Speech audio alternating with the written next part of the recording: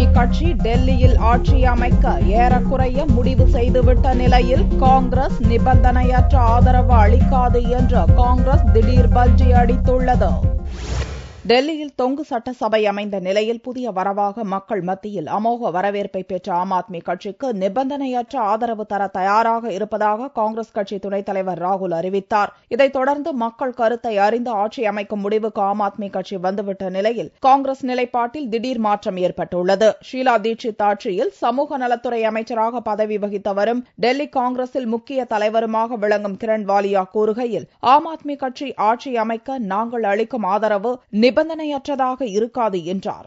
ஆம் ஆத்மி ஆட்சியை கவிழ்க்க மாட்டோம் என்று ஏற்கனவே கூறியிருப்பதை சுட்டிக்காட்டிய கிரண் வாலியா, ஆனால் காங்கிரசின் ஆதரவு எப்போதும் தொடராது என்றார். எதிர்பார்ப்புக்கேற்றாற்போல் செயல்படாவிட்டால் ஆதரவு முடிவை மறுபரிசீலனை செய்வோம் என்றும் கிரண் வாலியா கூறினார். காங்கிரசின் திடீர் பல்டி குறித்து ஆம் ஆத்மி கட்சி நிர்வாகிகளில் ஒருவரும் பத்திரிகையாளருமான ஷாசியா இல்மி கூறுகையில், காங்கிரசின் உண்மை முகம் கொஞ்சம் கொஞ்சமாக வெளிவர துவங்கியிருக்கிறது என்று சாடினார். காங்கிரஸ் கட்சியை நம்ப முடியாது என்பதால் தான் மக்களிடம் கருத்து கேட்டதாகவும் கூறிய ஷாசியா இல்மி, 75% மக்கள் ஆட்சி அமைக்கலாம் என்று கருத்து தெரிவித்திருப்பதாகவும் கூறினார். 28 இடங்களை பிடித்த ஆம் ஆத்மி கட்சிக்கு 8 எம்எல்ஏக்களை கொண்ட காங்கிரஸ் கட்சி ஆதரவளித்தால் டெல்லியில் ஆட்சி அமைக்க தேவையான 36 எம்எல்ஏக்களின் ஆதரவு கிடைத்துவிடும் என்பது குறிப்பிடத்தக்கது.